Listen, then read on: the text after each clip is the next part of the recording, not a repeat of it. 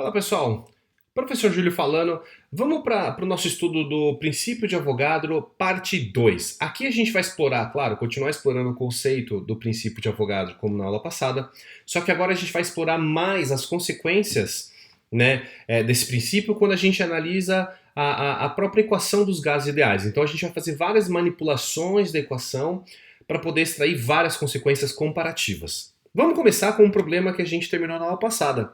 O problema era o seguinte: qual dos três recipientes contém a maior quantidade em mol de gás? E aí era simples, se eles estão na mesma pressão, mesmo volume e mesma temperatura, de acordo com a hipótese de Avogadro, eles têm o mesmo número de moléculas.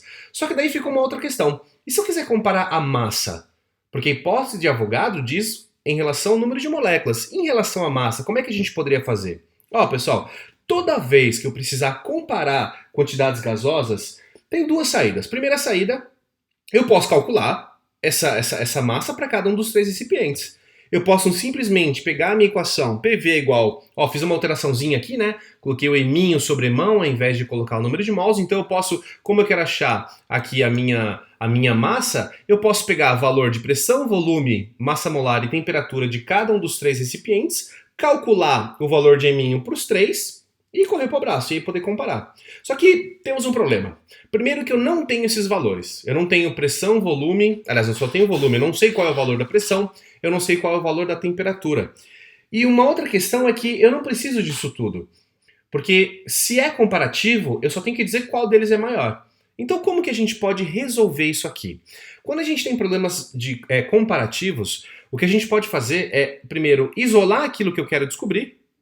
Então, inicialmente, o que eu vou fazer? Eu vou isolar o eminho. Tá? Então, se eu quero descobrir o eminho, eu vou passar emão e RT lá para o outro lado, e a expressão fica: a massa da minha amostra depende de pressão, volume, massa molar, dividido por RT. Tudo bem? Só que agora como é comparativo, eu vou analisar o seguinte, ó. Qual que é a pressão nos três recipientes? Bom, a pressão ela é igual. E o volume? Volume também. E a temperatura? Também é igual. E o valor de R? Tudo igual. Então quer dizer que esta parcela aqui, independentemente do cálculo que eu fosse fazer, ela seria igual para os três casos. Eu não sei que valores são esses, mas eu sei que quando eu calcular aqui para o hélio, ou calcular aqui para o nitrogênio, ou calcular aqui para o CO2, vai dar o mesmo valor. Então eu posso simplificar. Eu posso dizer que essa conta vai dar um valor constante, que eu vou chamar de K. E aí, alterando um pouquinho, eu vou perceber que a massa é igual a essa constante, que é a junção de pressão, volume, temperatura e R, multiplicado pela massa molar. Só que nessa maneira fica muito mais simples de perceber o seguinte, pessoal. De perceber primeiro que existe uma relação linear entre a massa e a massa molar para este problema, para este caso. E perceber que neste meu problema, quanto maior a massa molar, maior vai ser a massa da minha amostra, porque todo o restante vai ser igual. Ou seja, a massa da minha amostra só depende, neste caso, da massa molar. Bom, preciso saber das massas molares. Qual dos três tem maior massa molar? O que tem maior massa molar é o CO2. Portanto, qual dos três recipientes tem a maior quantidade em massa de gás? O recipiente de CO2. Por quê? Porque a massa maior depende do maior número de mols, quando todas as outras quantidades elas forem iguais. Tudo bem, pessoal? Então, quando eu precisar comparar uma quantidade, eu posso primeiro isolar a quantidade que eu quero comparar, verificar quais são os valores que são constantes, eu posso chamar esse valor de K, e perceber qual é a relação. Se essa grandeza que eu quero, nesse caso aqui, a massa, ela está relacionada com quais outras? Nesse meu caso, a massa só depende da massa molar. Tudo bem? Vamos ver um outro exemplo, onde a gente tem mais dependências. Então vamos aqui, meu segundo problema.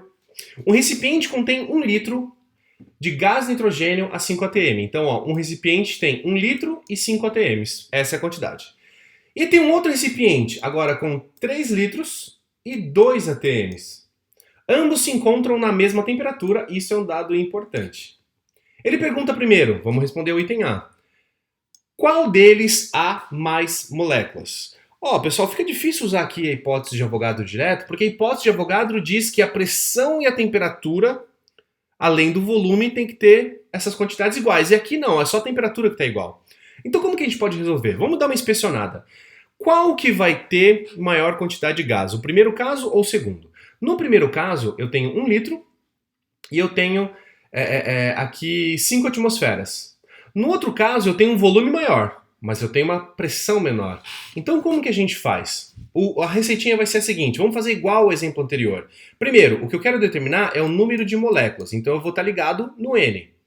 Depois disso, eu vou escrever, aqui está isolado, tudo bem? Eu quero descobrir o número de mols, então eu vou isolar o mol, depende de pressão, volume, R e temperatura. Tudo bem? Agora, o que eu vou perceber? Nestes casos, o que é igual e o que é diferente? Né, para a gente poder comparar. Eu vou perceber que pressão e volume são diferentes, mas R e T, eles são iguais nos dois casos. Se eles são iguais nos dois casos, eu posso chamar ambos de K. Tudo bem? Eu vou chamar de um valor constante. Tá? Não importa que valor é esse, sempre que eu multiplicar R por T, nesse meu problema, ele vai ser constante. Então eu vou perceber que o meu número de mols depende da pressão, do volume e desse valor K que eu não sei qual que é. Mas como no meu caso eu só quero multiplicar, para saber o número de mols eu vou ter que saber qual dos dois problemas, né, qual dos dois recipientes tem a maior produto de pressão por volume. Como assim? Ó, se eu pegar o primeiro recipiente, se eu multiplicar a pressão pelo volume, além de multiplicar por esse valor K, eu chego no valor de 5K. Se eu pegar o segundo recipiente, a pressão é 2, o volume é 3, multiplicado por K vai dar 6K. Tá? Então, como eu isolei o N e eu verifiquei quais grandezas variavam, quais grandezas eram constantes, eu percebi que o recipiente 2 tem uma maior quantidade de moléculas. Tudo bem, pessoal? Repara, não precisei fazer cálculo nenhum. É só uma manipulação algébrica. Dá uma olhada agora no problema 2, né? Então vamos limpar aqui a tela. Problema 2. Aliás, item B. Determine a relação, então, divisão quociente entre o número de moléculas de gás em ambos os frascos. Vamos entender primeiro a diferença do que ele está perguntando. No item de cima, ele está perguntando qual tem mais moléculas. Eu tenho que dizer ou 1 ou 2. Aqui no B, ele quer saber qual que é a relação. O recipiente 2 tem 10 vezes mais moléculas, tem 20 vezes mais moléculas, tem quantas vezes? Até dá para utilizar os dados do item A no item B, mas eu quero fazer um pouco diferente. Né? Vamos supor que só aparecesse o item B para a gente, ele quisesse que a gente fizesse uma comparação. Tudo bem? Como que a gente faz comparações de dois estados, né? Dois recipientes? A comparação pode ser feita da seguinte maneira. Primeiro, eu vou escrever PV igual a nRT para cada um dos casos.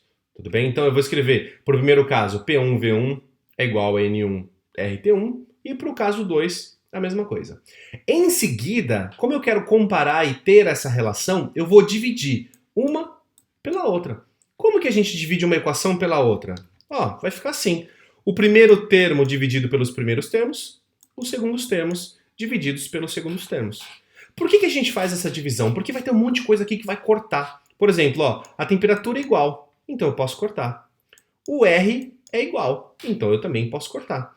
Agora, pressão e volume não são iguais. Número de mols também não são iguais. Só que eu vou fazer o que agora? Agora eu vou substituir com os valores que ele deu lá no nosso probleminha, né? Com pressão e com o volume. Se eu substituir, vai ficar assim, ó. No recipiente 1, a pressão é 5 e o volume é 1. No recipiente 2, pressão 2, volume 3. Isso dividido pela relação entre N1 e N2. Agora ficou fácil. A resposta vai ser, né, a relação, né, a razão, o quociente entre N1 e N2 é igual a 5/6 ou simplesmente 0,83. Essa é a nossa resposta final. Tudo bem, pessoal? Então, se eu quiser saber esse quociente, essa comparação, eu escrevo as duas equações e divido uma pela outra. Vamos fazer um último exemplo justamente nessa divisão. Aqui, ó. Um recipiente fechado e indeformável, toda vez que ele escreve indeformável, ele quer dizer que o volume ele é constante. Bom, contém certa quantidade em mols de um gás. A esse mesmo recipiente acrescentam-se mais do mesmo gás, até triplicar a quantidade em mols.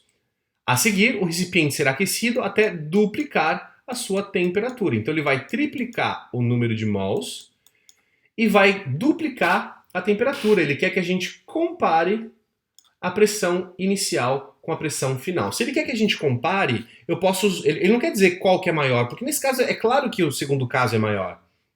Porque se ele vai aumentar o número de mols, vai colocar mais moléculas de gás e vai aumentar a temperatura, é claro que a pressão final é maior que a pressão inicial. Mas quantas vezes? É isso que ele está perguntando. Então vamos fazer igual ao exemplo anterior. Eu tenho aqui PV igual a nRT. Eu vou escrever a equação para os dois casos. Em seguida, eu vou dividir um pelo outro. Tá legal? Então dividir um pelo outro, agora eu tenho que substituir com os valores, porque aqui está tudo diferente. E vai ficar assim, ó. Como a pressão 1 e a pressão 2 é o que ele quer descobrir, o que a gente vai perceber? Volumes. Os volumes eles são iguais, porque ele falou que é indeformável. Número de mols não é igual. Então eu falei que o número de mols inicial é N e o número de mols final é 3 vezes esse valor. Então, 3N. Eu falei que a temperatura inicial é T, a temperatura final é o dobro, portanto 2T. O que dá pra gente cortar aqui? Além de V, dá para cortar N, dá para cortar o T. Ah, dá para cortar o R também.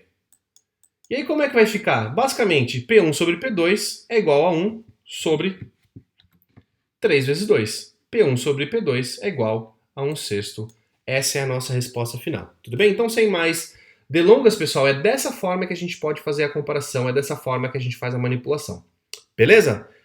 Então, bons exercícios, boa aula, até mais.